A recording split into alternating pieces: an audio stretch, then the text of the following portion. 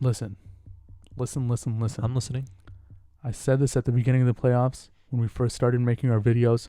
I'll say it again. The Bills are going to be versing the Packers in the Super Bowl. What is up, everyone? Welcome to another episode of the All Sports, Only Sports, and Nothing But Sports show. I'm with my boys again. They're John again. Thank you for having me here. You're welcome. Again. You're welcome again. Today we're going to do a recap of the divisionals, and then we're going to take a look at the conference championship. Right. Right? For the NFL, yes. For the NFL, of course. No, all baseball, bro. Los Angeles Dodgers hat. Name one person from the Los Angeles Dodgers. You don't want me to, bro. I will. Without pulling it up. Name one person. Okay. Let's get to football. Let's get to football right now. All right. Okay, so first game of the week, bro. LA Rams versus Packers, 18-32. You want me to talk a little bit about it? Yeah, go ahead. I mean, All right. I just wanted to say, I think we were all expecting Packers to win, of but course. not with this kind of score. Yeah, for sure. Go ahead. Aaron Rodgers had another good playoffs game, 23 for 36, 296 yards and 2 touchdowns, and 1 rushing touchdown, apparently. Oh, Rodgers. Yeah, Rodgers. Yeah. He's showing no signs of slowing down. This team seemed pretty unstoppable to me. They're a very strong offensive team. With Aaron Jones, 14 carries for 99 yards. Really great defense, too.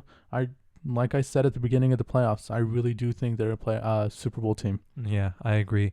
On the other side of the ball, we had Jared Goff throwing 174 yards and a touchdown. Not his best performance, but keep in mind he is coming off surgery.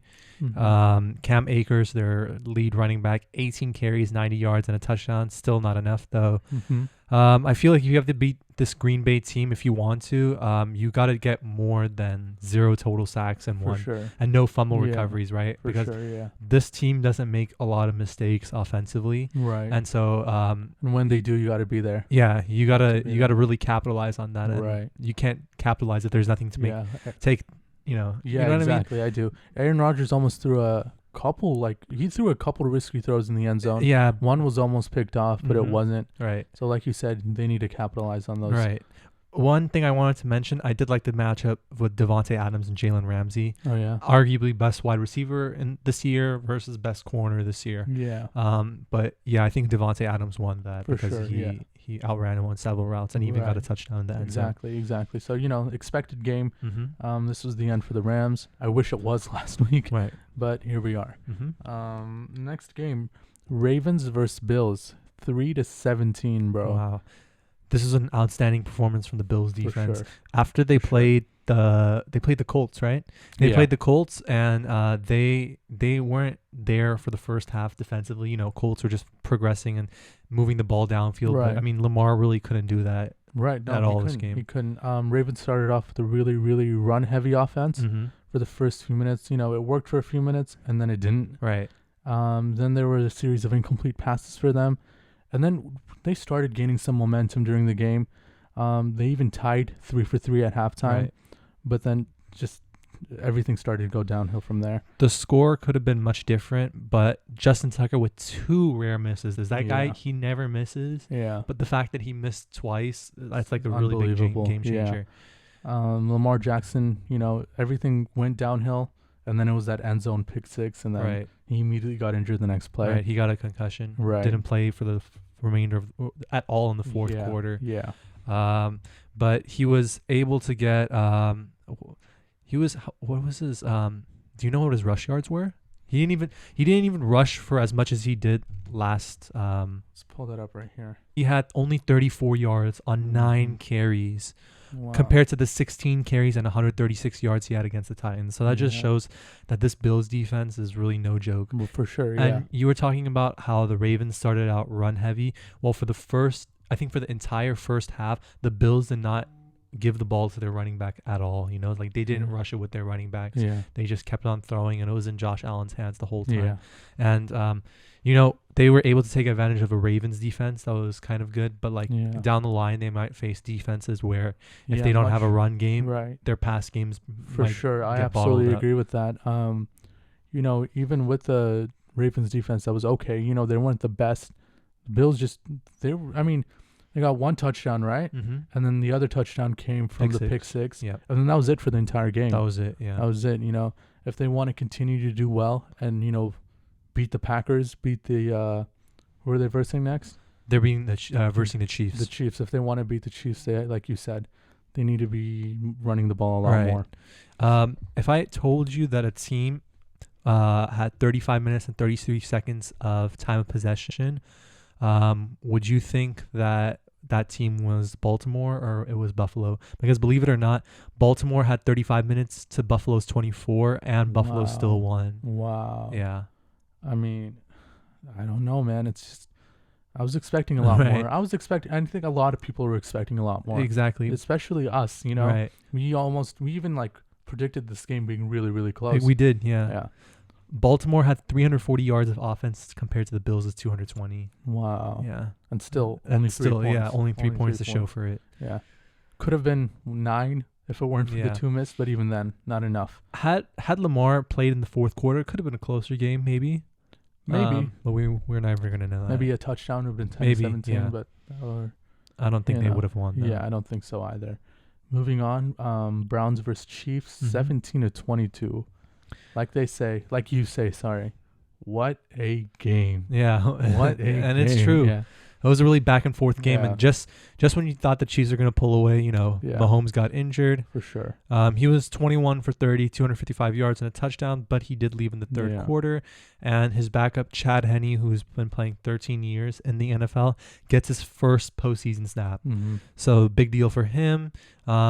He was okay, and then he threw an interception in the end zone, and that's when I thought, like, oh, it's done. Yeah. But I'm really impressed with the Kansas City Chiefs defense stepping up. Definitely. Not only on that play, but with the play with the touchback. Definitely. I know a lot of people are unhappy about that rule, but I mean, and to some extent I am too. But it was a good play, For sure. Yeah. I mean, it was a close game. We were all expecting the Chiefs to win, but definitely not by only 5 points. Right. Definitely not only by 5 points. And I mean, had that touchdown happened, maybe the result would have been much, much different. Oh, yeah. The Chiefs were leading 19-3 in the third quarter, but the Browns quickly came back, scoring 16 points and making it real close. Mm-hmm. But, Mahomes got hurt, diagnosed with a concussion. Right. And then it was just back and forth. And, Baker Mayfield and his offense just couldn't deliver. Right. And don't forget to mention the 4th and 1 play that they ran. I don't know if you were watching that game, but I thought that they would punt. Yeah. We give like a minute with no timeouts left to Baker. Yeah. But instead, with like 5 seconds left in the clock, or in the not shot clock, but in the clock you have to before you snap it, right? Yeah.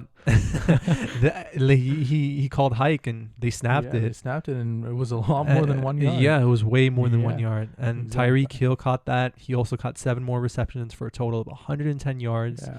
But what a game, man. What a game. You think that hit on Rashard Higgins, the one that the safety Daniel Sorensen gave him, was a dirty hit? It was definitely a dirty hit. You think so? Helmet. Yeah. I mean, it was obvious. It should have been called, but it wasn't. I guess, yeah. Next, Bucks versus Saints. This was a really sad game for me. I didn't really have a favorite team, but I know this is probably Drew Brees' last game. It was. In his press conference at the end, he just said he's going to take the offseason and think about everything that's happened, and he's going to make his decision then, but I don't really think he's going to come back, that was it. And, they look like they've kind of filled his position with Jameis Winston and Taysom Hill. There was a scene of him and Jameis Winston talking. Yeah. Obviously you couldn't, you hear what they were saying, but you could kind of read their lips. Right. And he was saying, "This is your team now. You got to take care of these people." Oh man. And I was like, they didn't even go to Taysom Hill. Right. No, I'm just kidding. Oh, I think he wasn't even playing that game. That's why. Yeah. Okay. But going back to that game, I predicted the Bucks to upset, remember? Yeah. I did predict that to happen. But I thought it was going to be much closer. I had it being 37-34 or 34-31, but it was 30-20. Yeah. Brady had a pedestrian game, 18-33, 199 yards and 2 touchdowns, right? As much as I hate the guy, I give credit when it's due. Yeah. And, he pulled through. He got the touchdown that he needed. Right. And he led their team to a win. Right. There wasn't much for him to do. Yeah. It's because his defense capitalized on 4 New Orleans turnovers, 3 picks from Drew Brees and a fumble from Jared Cook. Drew Brees with 1934, 134 yards, a touchdown, and 3 interceptions. The entire offense just fell apart, and the defense took advantage of that, like they should. I think we can both agree the best play of the game was the 56-yard touchdown pass Jameis Winston threw on that little trick play for sure. to Tre'Quan Smith. For sure. Besides that, it was all short passes. Short pass. and picks. All right, now that we're done with that, let's move on to the fun part, predictions. Yeah. Bills versus Chiefs. Why don't you go first? So, I wrote in my notes if Mahomes does not play. Obviously, he is playing. Yeah. But I still expect the Bills to win this game. I think the Bills are the most balanced out team offensive and defensively. Yeah. Patrick Mahomes, like, obviously elevates that offense to another level. Yeah. But I don't know if the defense can withstand Josh Allen, you know. Absolutely. And, you know, I know a concussion isn't that big of a deal. Yeah. But there's still side effects to that, I'm sure. Yeah, right. And, you know, we'll see how well he does. But I predict them winning 34-28. Wow. The Bills. I predict the Bills winning 34-28. I think this is going to be a really low-scoring game because really? I think the Chiefs' defense might come up with some stops and Bills' defense might as well. I have 21-17 Bills. No, I think this is going to be an offensive game. I know it's going to be defensive, but it's going to be either really heavy offense first half, then defense second half, or really heavy defense first half, and then just like offensive freedom in the second half. These two teams did play in week 6, and the Chiefs did win, where I think Clyde Edwards-Helaire rushed for like 160 yards. But that's not going to happen again. I don't think so, because this team's really found their identity. For sure, absolutely, I agree. And like you said, Josh Allen, what is he, 7'8", 7'9"? His height? No, I'm just kidding because he's really tall. Oh, yeah. I guess. But if you're talking about his accuracy, he's really accurate too, you know? Oh, yeah, for sure. Much more accurate than last year. Yeah, exactly. Bills do have a 53.5% chance of winning this according to ESPN's Football Power Index. Yeah, and maybe we'll see them winning. Maybe. Buccaneers versus Packers. This is the first time Aaron Rodgers is going to be playing a conference championship game at home. And against Tom Brady. Against Tom Brady. It's the first time in the playoffs they've played, you know? Yeah. This is a really big deal because, you know, Rodgers says that he's never really gotten that opportunity of playing at home. You know, weather might not be that good. Yeah. So that's why it's really crucial for him to capitalize on that. For sure. Because I think we both agreed the weather in Tampa Bay, Florida is really different from Lambeau Field. Oh, yeah. Green Bay. Absolutely. And so according to the ESPN predictor, the Packers have a 53.2% chance of winning, but if any game can end up in an upset, I think it might be this one because, you know, Tom Brady's got like clutch in his DNA. I think, and this is really important, I think they need to get the Packers, they need to get a lead, and they need to maintain that lead because the moment Aaron Rodgers falls behind and he gets under some pressure, you know, then it's like... It's a little difficult. Yeah, it's a little difficult. And it would be for anyone, too. Exactly. But especially for Rodgers, judging by how he played in that situation against the same exact team a couple weeks ago. Right.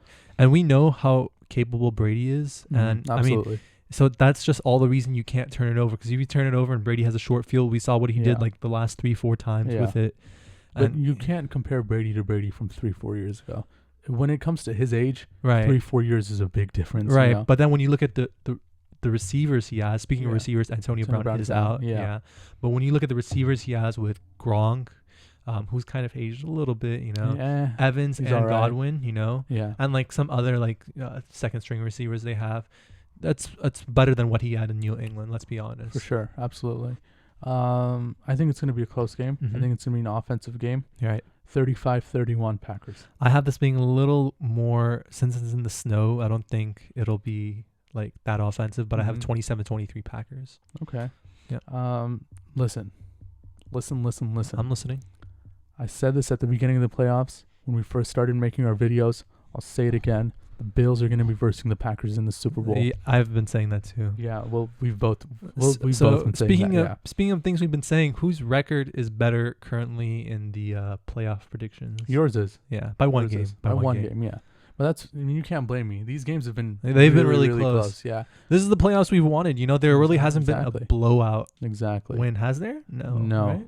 Well, I mean, if you want to do the 17-3, well, I mean, that wasn't like there wasn't much scoring involved in that game. Period. You know, I think the most blowout game was the Packers versus the Rams. You know, where it ended 32-18. But been a pretty fun year. Love to see it. Yeah. Love to see it, and I'm excited to see more. That about does it for this video.